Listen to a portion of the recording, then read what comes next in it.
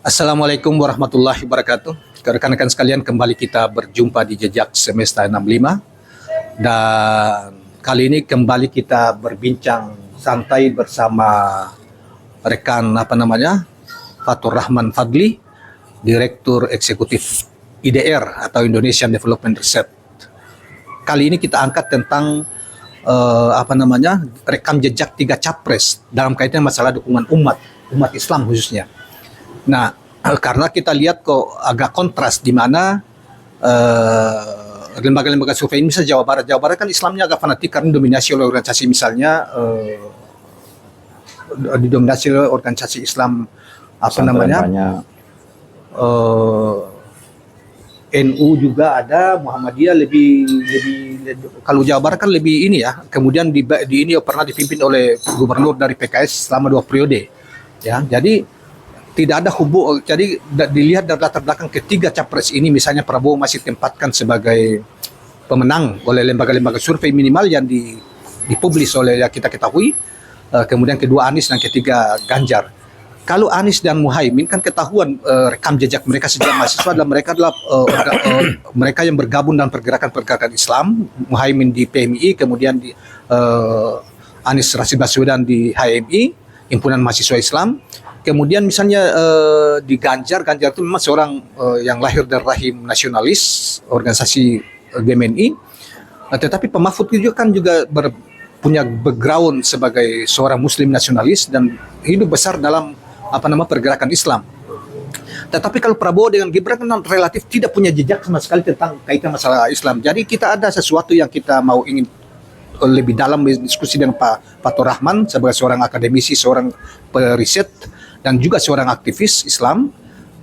Kita ini apa hubungannya ini? Apakah memang hasil survei ini memang kita semakin tidak percaya kalau kita bicara tentang profil ketiga ini ya? Kok bisa tiba-tiba misalnya Prabowo begitu dominan di basis Islam, sementara Caimin misalnya Jawa Timur masih ditempatkan Prabowo sebagai pemenang misalnya di survei mereka ya. Padahal kita tahu Caimin adalah seorang cucu Nahdlatul Ulama dan sejak lahir sudah di Nahdlatul Ulama dan kemudian memimpin PKB, sebuah partai yang berbasis Nahdlatul Ulama yang selama kurang lebih 18 tahun. Harusnya ketika ini itu kan mestinya tersambung, tapi ini kok tidak tersambung menurut versi lembaga survei. Jadi ada yang kita curiga di sini. Nah, baiklah kawan-kawan sekalian, kita coba kembali untuk bertanya kepada Fatur Rahman Fadli, dan kira-kira itulah seputar apa yang kita akan bincangkan pada kesempatan ini. Perbincangan kita ini juga kita kasih nama perbincangan ringan tetapi mencerdaskan ya, mencerdaskan, dan mudah-mudahan kita bisa dapatkan clue dari apa yang dijelaskan nanti oleh narasumber kita Fatur Rahman Fadli ini. Menurut Anda bagaimana? Ini kita kembali ke Saudara Fatur Rahman untuk memberi penjelasan tentang ini. Silakan. Ya. Abang tadi tanya soal hubungan itu. Jadi ya, kenapa misalnya survei ya di daerah berbasis Islam itu suara Prabowo gede gitu ya? Iya, gede. Padahal kan mereka berdua, Prabowo maupun Gibran, kan tidak ada dalam rekor mereka sebagai tokoh yang selama ini yang track record ya. Rekor mereka di dalam pergerakan Islam. Berbeda dengan Muhaimin, Anies. Ya dua-duanya sejak mahasiswa ya? Atau Mahfud MD yang juga sejak dulu mahasiswa sudah berhimpun di dalam pergerakan Islam gitulah. Iya, memang seringkali survei-survei politik itu suka-suka aneh gitu ya, hasilnya gitu. Padahal kan kalau kita belajar politik dengan baik, ya kan, itu aspirasi itu kan tentu sangat terkait dengan basis sosial politiknya. Ya, betul. Ya, social base politik itu kan tidak bisa dinafikan gitu kan. Meskipun ada aksi-aksi politik, biasanya aksi-aksi politik itu ada political treatment ya, misalnya dikasih sembako, dikasih apalagi itu uang ya kan, atau pendekatan yang sifatnya intimidatif itu hanya berlangsung sementara. Ya, betul. Tetapi kalau kita mau jujur, sesungguhnya politik itu sangat berbasis kepada kondisi kultural masyarakatnya, religiusitasnya misalnya. Kalau di masyarakat yang religius, itu tentu sudah otomatis ya, mayoritas lah, otomatis dia memilih orang yang senafas dengan dia, seaspirasi dengan dia, dengan kandidatnya, ya kan? Kalau itu siapa, masyarakat Muslim, tentu ke Anies Baswedan, amin ya, yang kental Islamnya misalnya. Nah, Jawa Barat kalau kemudian suaranya besar pada kubu nasionalis, ini tidak rasional, Iya, betul. ya kan? Apalagi kepada Prabowo dan Gibran yang tidak punya rekam jejak dalam pergerakan Islam sejak Iya, dari iya, dulu iya. ininya. Nah, kasus Prabowo dan Gibran itu mungkin ada sisa masa lalu di 2019, kenapa masih besar mungkin ya? Oh, itu yang Mereka selalu tidak beranjak. selalu dijawab oleh mereka bahwa Prabowo 3 kali capres, jadi memang itu masih ini Masih ada kecenderungan untuk ke Prabowo ya. Ah, Ya itu juga masuk akal ya kan, tetapi tidak akan mungkin berlangsung lama ketika umat Islam itu memiliki kandidat yang preferensi politiknya lebih bagus gitu, Iya. bagi mereka, lebih pas, lebih jelek ya, gitu. yang Ya. dianggap Lebih bisa membawa aspirasi umat itu Iya, lebih itu. betul. Nah, itu yang tidak terbaca oleh survei-survei itu. Iya. Dan itu kita pertanyakan kenapa ini Ya. tidak ada hubungannya gitu. Tidak Ya mestinya kan terkoneksi gitu. linear itu kan, Ah. hubungannya linear. Pengaruhnya pasti positif ya antara social base dan kandidatnya dan jenis kandidatnya dan sosok kandidatnya. Nah. Kalau dia di santri, ya pastilah orang milih santri gitu kan. Iya, iya.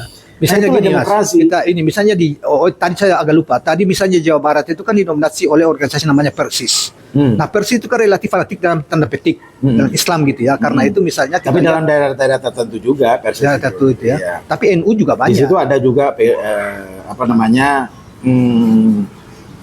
AP itu yang didirikan oleh bukan didirikan Pak Deros apa, Pak Delir bukan, yang namanya sama Partai Umat PUI. Ya PUI ya, Nah, dua PUI itu Persis dan kuat PUI itu kan sekali. dia punya Oh. ikatan ininya kan mestinya kan harusnya dilihat mungkin mestinya itu kan kalau potret dari sisi figur ya itu kan Anies Muhaimin dengan Ganjar Mahfud karena faktor Mahfud sana ya seorang tokoh yang dari Nahdlatul Ulama kemudian Iya. dia juga di HMI juga apa ya.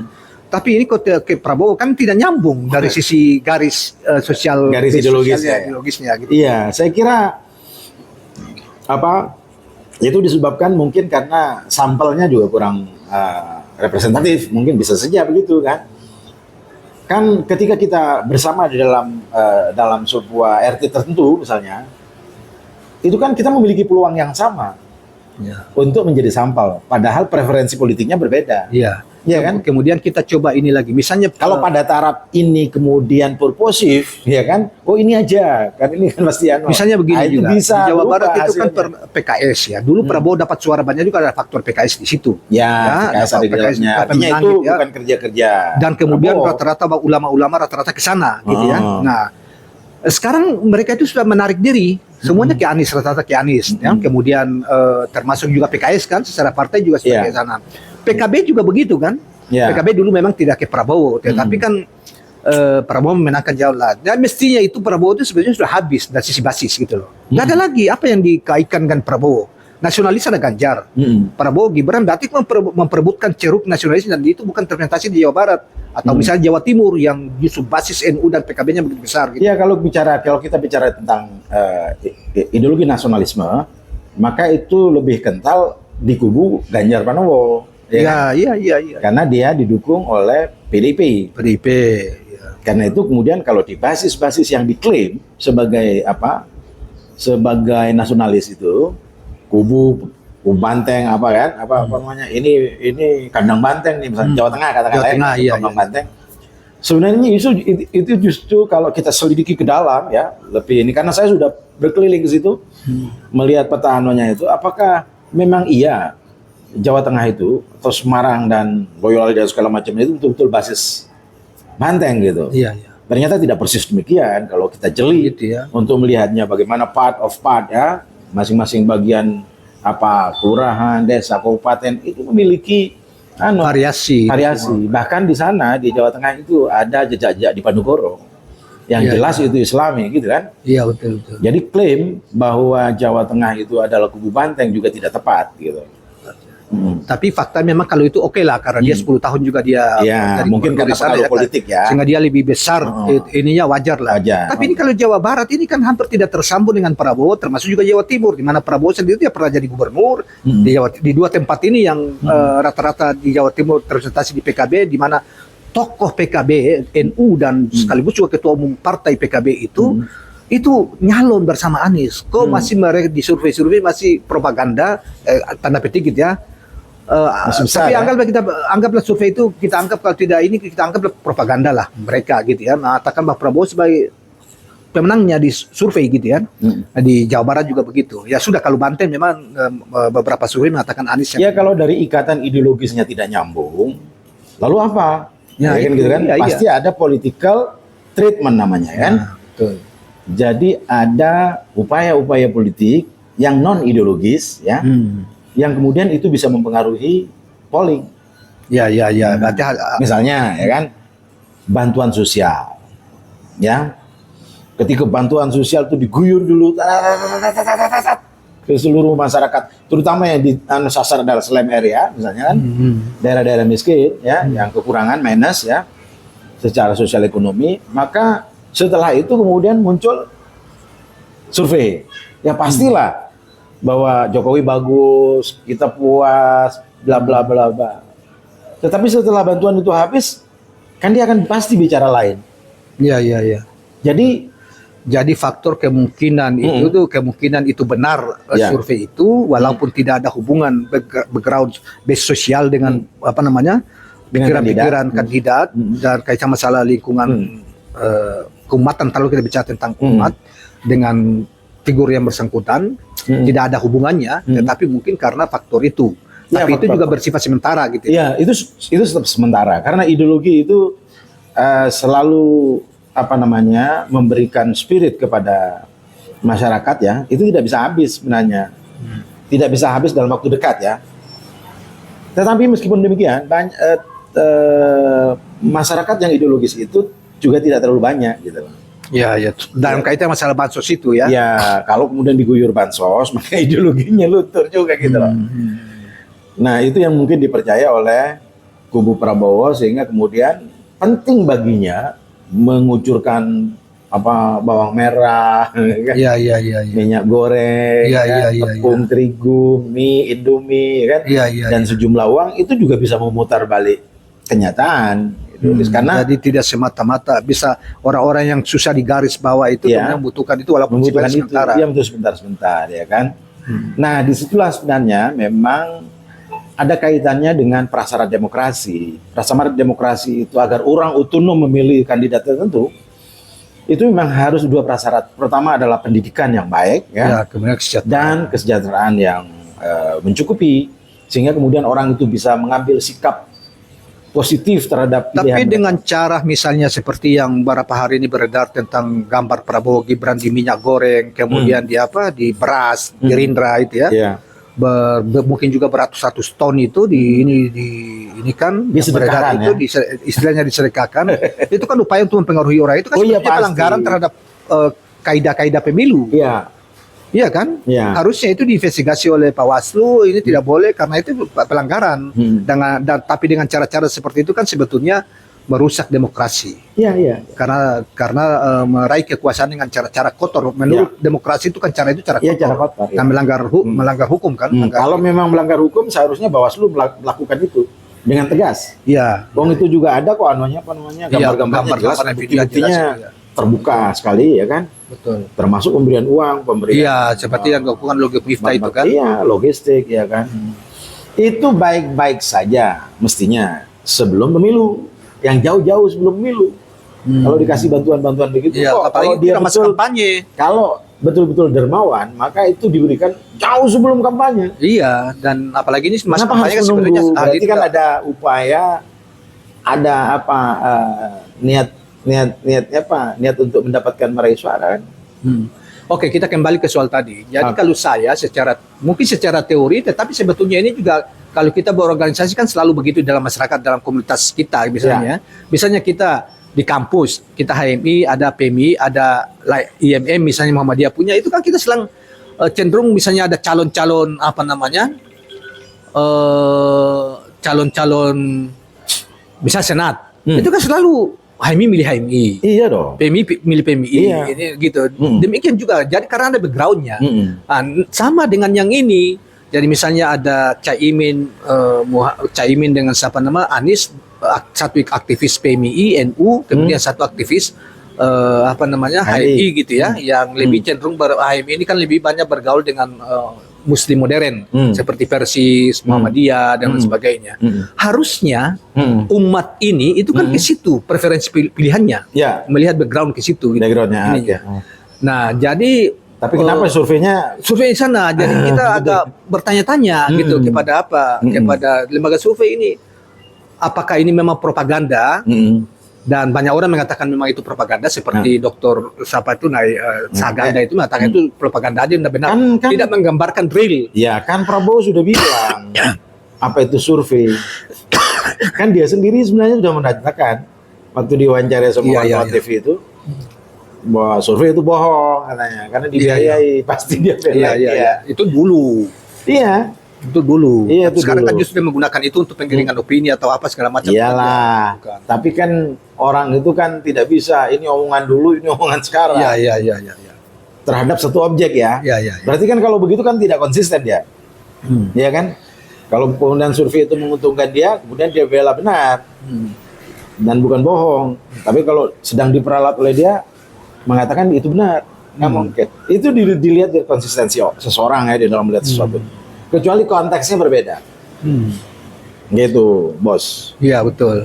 Apalagi misalnya ya seharusnya misalnya secara sosiologis itu dengan latar belakang masing-masing profil masing-masing kandidat, pasangan kandidat itu seharusnya Jawa Barat, Jawa Timur, Sumatera Barat, Sumbar, Aceh, Sumatera Selatan, Riau ya. Apalagi Banten misalnya. Banten. Seharusnya udah Kalimantan Selatan itu, Sulawesi Selatan. Itu harus mutlak ke kandidat ngebloknya ke Anies maupun Ganjar. Iya, itu nggak usah disurvei juga. Regional mesti kita harus udah, ke situ kan ininya. Udah mengarah ke sana.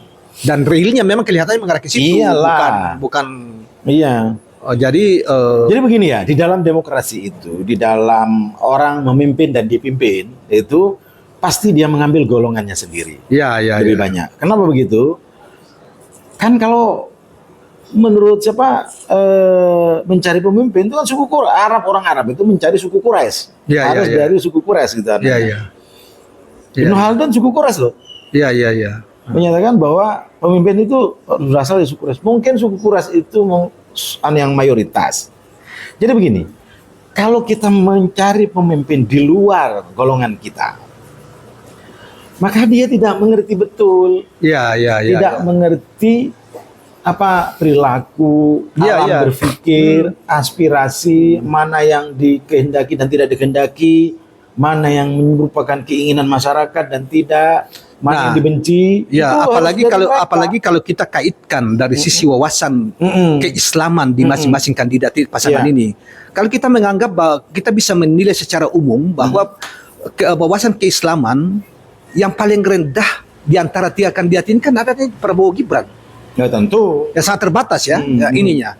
Dibanding apalagi kalau misal dibandingkan dengan Anies, kayaknya Anies Muhaimin. Mereka adalah santri.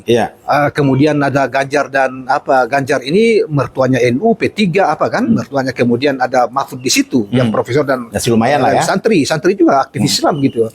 Jadi sebetulnya ini mestinya kalau saya harusnya itu kan membuka cakrawala umat bahwa ini loh aspirasi kita itu harus ke sini, misalnya ke Ganjar Mahfud atau Anies Muhaimin, dua ini, bukan ke Prabowo, karena dilihat dari sisi potret aspirasi Islam ini ya, itu paling rendah dari si wawasan. Mungkin ada yang mengatakan prakteknya juga. Jadi maaf, misalnya tidak salat misalnya. Jadi gini Bang Jun, saya punya teori tentang kepemimpinan dan hubungan antara kepemimpinan dan Islam. Ya, itu juga berlaku menurut saya. Saya sudah pada kesimpulan itu sebuah tesis ya dalam politik. Jadi siapapun yang akan menjadi pemimpin itu harus punya wawasan Islam dan wawasan tentang Islam. Iya. Wawasan tentang Islam yang baik. Apakah itu pemimpin itu berasal dari Yahudi, Nasrani, Katolik, atau bahkan Konghucu, itu harus mengerti Islam. Mengapa? Karena mengerti Islam itu penting. Ya. Karena yang akan dipimpin oleh orang-orang itu, oleh pemimpin itu adalah masyarakat Islam. Masyarakat Islam. Pasti di setiap negara itu ada masyarakat Islamnya.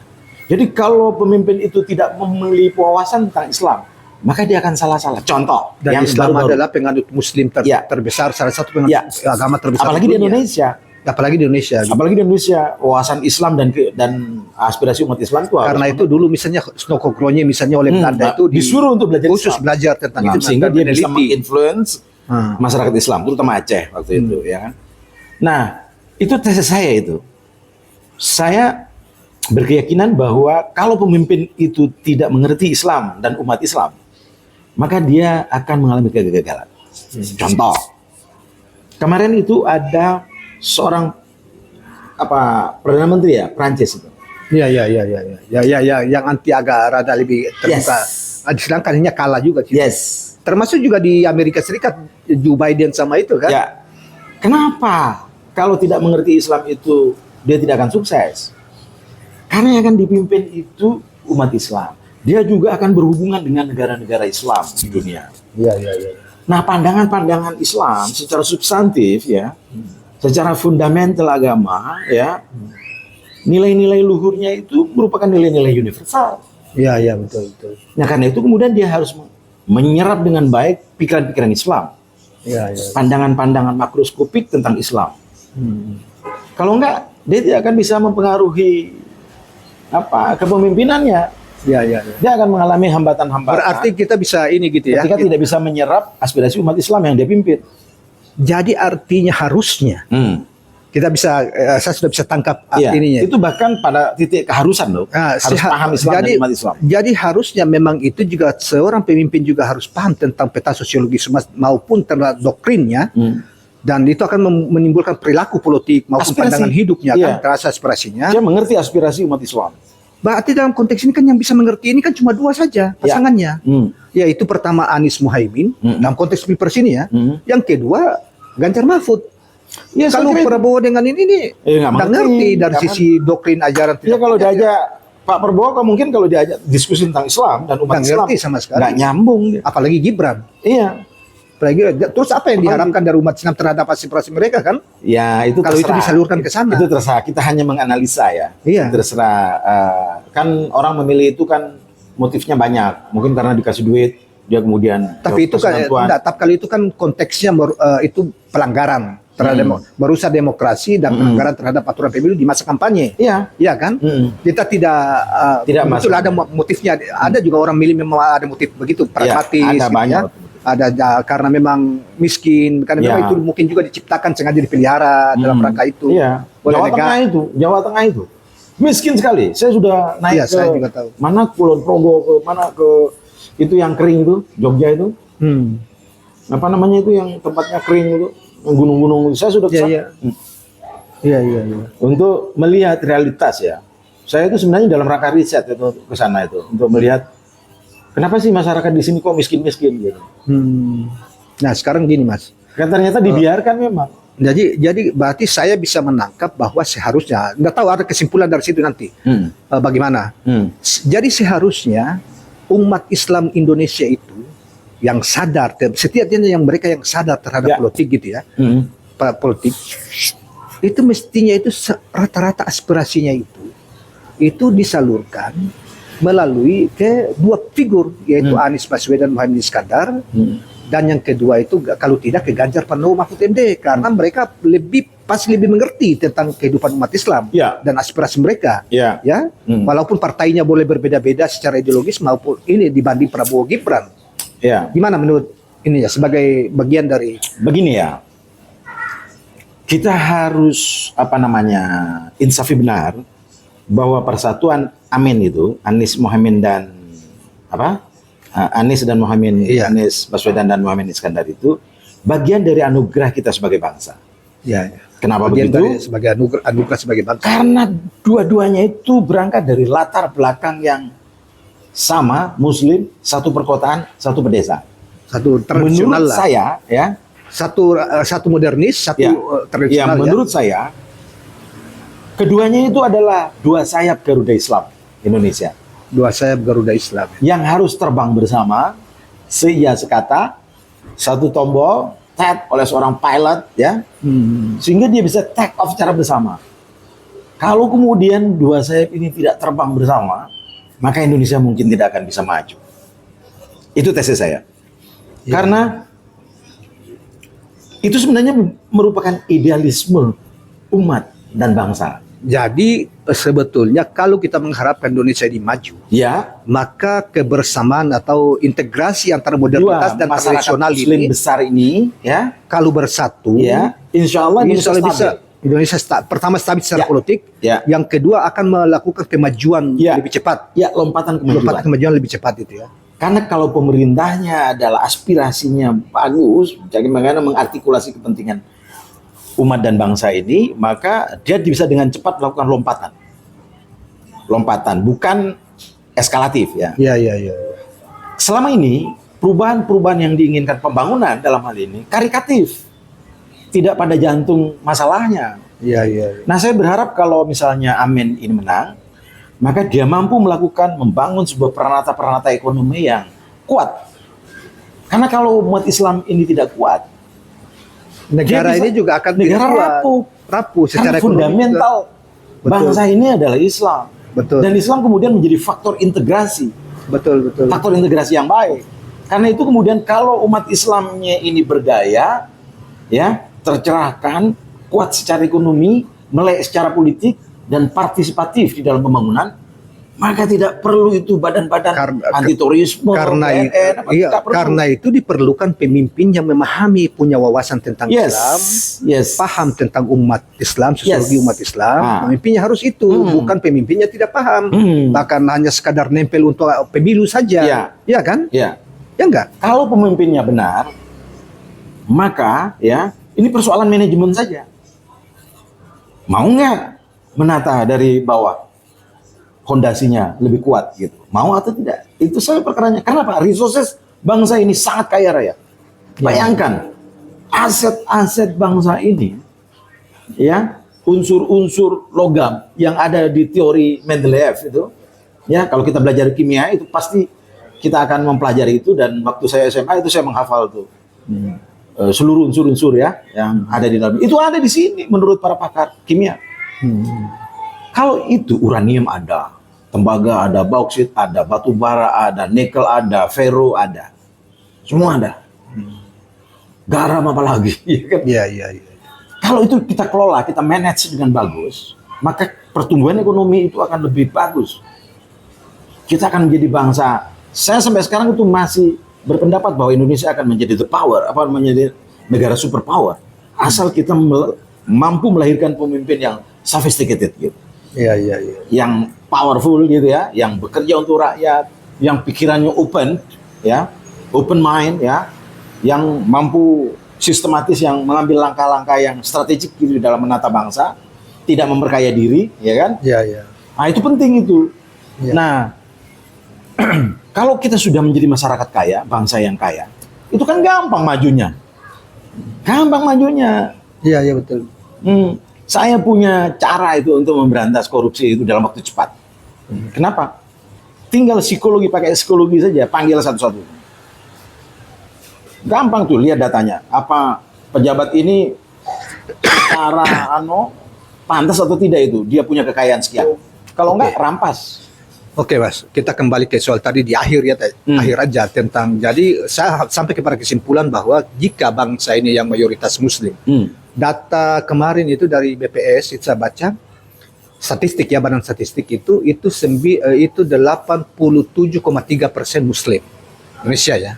Sisanya kan yang Hindu, Kristen apa itu kan 87 ya? 87,3%. Nah berarti kan sekitar berapa persen itu kan itu ya? Sekitar ya 12 berapa persen itu yang bukan.